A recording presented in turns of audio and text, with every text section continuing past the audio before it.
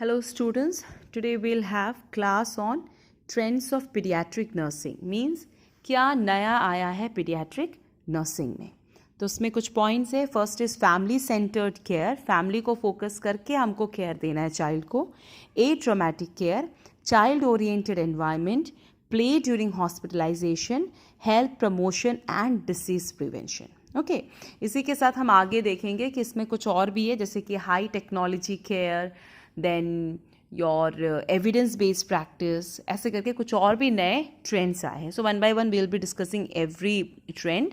First is family centred care, that is recognising the family as the constant in child life. क्यों family को constant रखना है child life में? क्यों? Because family expert है बच्चे को केयर देने के लिए.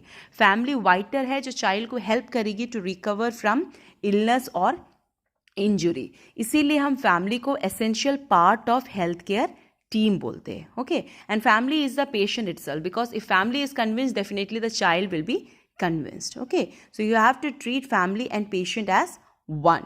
Okay, and you have to while making the nursing care plan or while taking any decision, you have to consider always family also.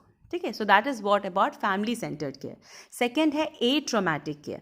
A traumatic means absence of trauma. जब भी आप बच्चे का केयर करोगे, you should not give any kind of harm और trauma to the child. भले वो physical trauma हो या साइकोलॉजिकल ट्रॉमा. फिजिकल ट्रॉमा किससे हो सकता है? निडल से हो सकता है. साइकोलॉजिकल ट्रॉमा किससे हो सकता है? अगर बच्चे को उसके पेरेंट्स से अलग कर दे. तो ये दोनों नहीं इन्वॉल्व होना है. तो बेसिकली 3 प्रिंसिपल्स हम फॉलो करते हैं.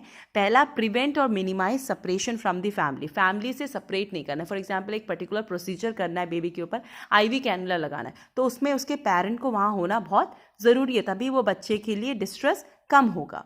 Then sense of control. हमेशा हम अपना कंट्रोल नहीं कर सकते, मतलब बच्चे को दबा दिया, जैसे कि इस पिक्चर में देख सकते हो, और कोई टाइप का इंजुरी डायरेक्ट नहीं दे सकते until unless you give a diversional therapy.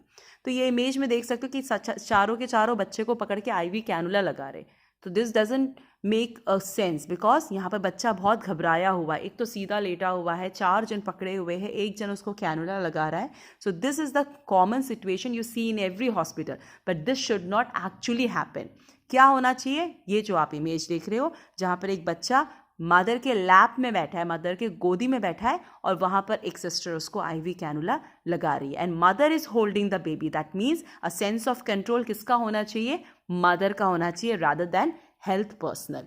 Okay, so from this method only you will be able to give a traumatic care to the child. So that was the second trend.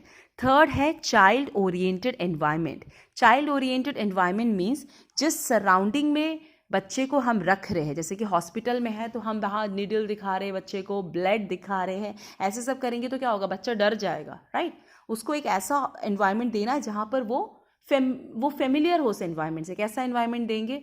जैसे कि आजकल आप hospital में देखे होंगे colourful curtains होते हैं, cartoon वाले वार्ड्स होते हैं. चिल्ड्रन वार्ड को बहुत कार्टून वे में डेकोरेट किया जाता है, बैलून्स लगाया जाता है, टॉयज रखा जाता है. क्यों? ताकि बच्चा उस पर्टिकुलर एनवायरनमेंट में अपने आप को एडजस्ट करे. And third is what? Play. Play is the work of child, right? Play is actually the work of child. So play से बहुत कुछ एक्टिविटी इंप्रूव होता है. कैसे? मोटर स्किल इंप्रूव होता है, सोशल स्किल, मतलब बच्चा एक अच्छा सोशल रिलेशनशिप बनाता है, वर्बल स्किल इंप्रूव होता है, बच्चे के आइडियाज़ से नए नए उभर के आते हैं, क्रिएटिविटी आता है बच्चे में, बच्चे का स्ट्रेस रिड्यूस होता है. ओके, एंड इसमें कई बार बच्चे के बहुत सारे प्रॉब्लम्स भी सॉल्व हो जाते हैं. तो जब हम चाइल्ड ओरिएंटेड एनवायरनमेंट देते हैं तो उसमें सबसे इंपॉर्टेंट चीज़ जो हमको इंक्लूड करना है, that is play. Okay, next is health promotion and disease prevention. इसमें क्या इंपॉर्टेंट है? हेल्थ प्रमोट करना मीन्स हमको बच्चे का हमेशा वेलनेस देखना है, हमेशा एक अच्छा हेल्दी एटमॉस्फेयर, एक हेल्थ प्रमोशन करना है. ओके, तो उसमें सबसे इंपॉर्टेंट चीज़ है एंटिसिपेटरी गाइडेंस. ये मैंने कल भी बताया था. एंटिसिपेटरी गाइडेंस मीन्स पेरेंट्स को गाइड करना, पेरेंट्स को टीच करना कि वो कैसे अपने बच्चे का हेल्थ को मेंटेन करे, राइट? हेल्थ को प्रमोट करे. And second is health maintenance. Health maintenance is actually disease prevention. Health को मेंटेन रखना, कांस्टेंट रखना, present state of healthy maintain करते रखना. That means you have to prevent the disease, you have to prevent the injury. Okay, so prevention is better than cure हम हमेशा बोलते हैं, तो ये चीज़ को हमें यहाँ एक्चुअली अप्लाई करना है. Okay, so you can see here health maintenance में क्या बोल रहा है, prevention is any activity that reduces the burden of mortality and morbidity. Mortality means कोई डेथ रेट भी नहीं आएगा, मॉर्बिडिटी मीन्स कोई डिसीज कंडीशन भी नहीं आएगा अगर हम इलनेस प्रिवेंशन मेंटेन करेंगे. That means we are actually maintaining the health in the baby. Okay, so that includes all the preventive health services जिससे हम बच्चे को कोई डिसीज ना दे, जैसे कि वैक्सीनेशन वगैरह होता है, राइट, प्रमोशन ऑफ हेल्थ होता है, ये actually this is all are preventing illness in the child. Okay, so health promotion is very important, disease prevention is very important. और डिसीज प्रिवेंट करने के लिए हमारे पास 3 लेवल ऑफ प्रिवेंशन है. क्या क्या है, primary prevention, secondary prevention, tertiary prevention. Primary prevention क्या होता है, activities that decreases opportunity for illness और इंजुरी. ऐसी चीज़ें हमको करना है कि बच्चे को इलनेस या इंजुरी होए ना. कैसे, वैक्सीनेशन देके, हेल्थ एजुकेशन देके, राइट. सेकेंडरी प्रिवेंशन मीन्स अगर बच्चे को कोई बीमारी हो गया है तो हमको सबसे पहले डायग्नोसिस, जल्द से जल्द अर्ली डायग्नोसिस एंड ट्रीटमेंट.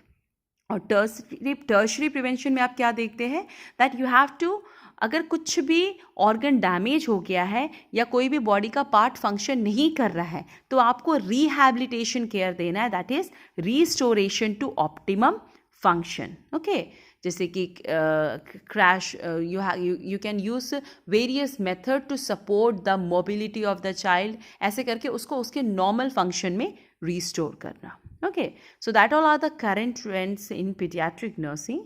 तो इसमें आजकल क्या होता है कि हम हर जगह पे प्रिवेंटिव अप्रोच को इन्वॉल्व करते हैं rather than curative approach. Anyhow you have to cure the sickness of the baby, but mean time it is very important that you actually care for the baby in a way कि उसको disease हो ही ना. That is prevention. जो prevention is better than cure, उसी protocol को actual में यहाँ पर हमें इम्प्लीमेंट करना है. Okay, and growth of specialization within the pediatric medicine has an impact on the nursing care of child. क्यों, पीडियाट्रिक में ही अलग अलग स्पेशलाइजेशन बन गई, जैसे कि न्यूनेट्स, न्यूबॉर्न्स के लिए अलग स्पेशलाइजेशन बन गया है. ठीक है, तो उसी को फोकस करते हुए कंप्लीट चाइल्ड केयर करना है. इसके अलावा 2-3 चीज़ें और हैं, high technology care, evidence based practice, cost containment. This are something more included. High technology care, you know, high tech society में हम रह रहे हैं तो हाईटेक केयर ही हमें देना है पेशेंट को. Evidence based practice means whenever you give a particular care to the child, उसका एक एविडेंस होना चाहिए कि आप ये केयर चाइल्ड को क्यों दे रहे हैं. That is very important. बिना, जैसे कि टेम्परेचर है तभी आप उसको पैरासीटामोल दोगे, एवे ही उसको कोई मेडिकेशन या पैरासीटामोल आप नहीं देने वाले. So these are very important which you should keep in mind while taking care of the child. Okay, so actually we are holding the future in our hands and that is our children. Okay, so the trends of pediatric nursing is very important. ये exam में आता है इसलिए आपको ये बहुत अच्छे से पढ़ना है. I think it's very simple. इसमें आपको जो इंपॉर्टेंट चीज़ें याद रखना है वो है family centred care, A traumatic care, child oriented environment, then health promotion and disease prevention, right. और इसमें जो 2 चीज़ और इंक्लूड करना है वो है evidence based practice and high technology care. Okay, so I think the class is clear. Even if you have any doubt